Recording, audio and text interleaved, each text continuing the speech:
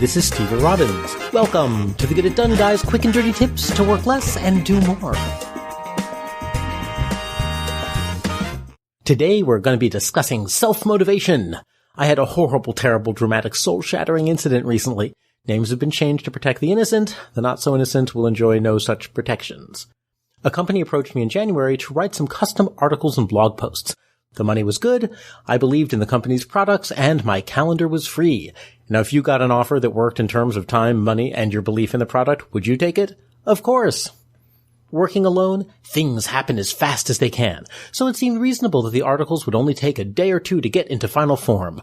But other people work at different rates.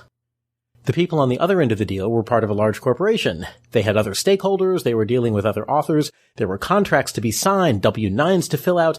By the time everything was confirmed and we were ready to move forward, it was March.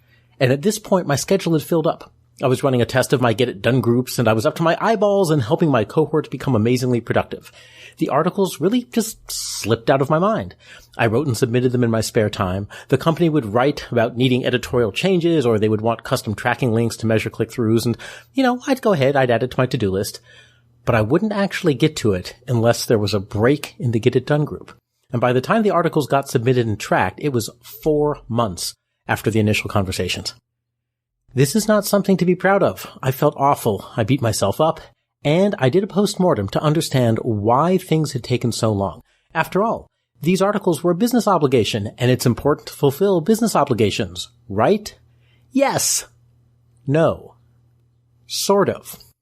The articles were important, yes. The pay for the articles was reasonable, given that I originally had no paying work booked in January. But once things got busy, the money for the articles suddenly wasn't very consequential. Sure, they were more important than unused time, but they were much less important than Get It Done groups, which I hope to build into a substantial business.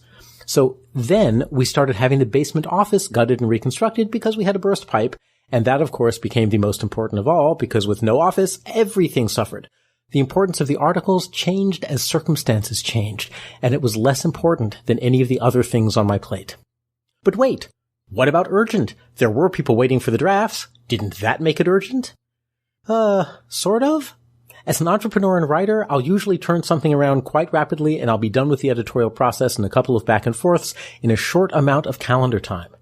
But the pacing of corporate interactions with the many people who needed to be involved was slow enough that the momentum just didn't really get built. If the agency took several days to get feedback on my changes, the more rapid cycles of the Get It Done groups and the Get It Done Guy podcast, which you're listening to, took precedence.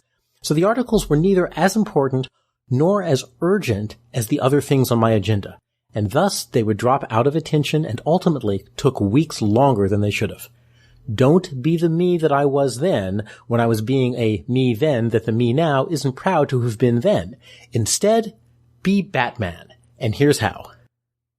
Filter commitments before taking them. Before you say yes to a project, consider both its importance and its urgency. Don't just consider it in isolation, however. Also consider your other projects and commitments. Will this project be more important than the other things on your plate?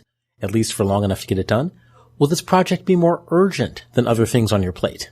If the answer is no to both of these, then even if you say you'll do it, chances are you won't complete the effort. Whenever possible, politely decline any project that's less urgent or important than your other obligations. Otherwise, you'll just end up having to withdraw halfway through.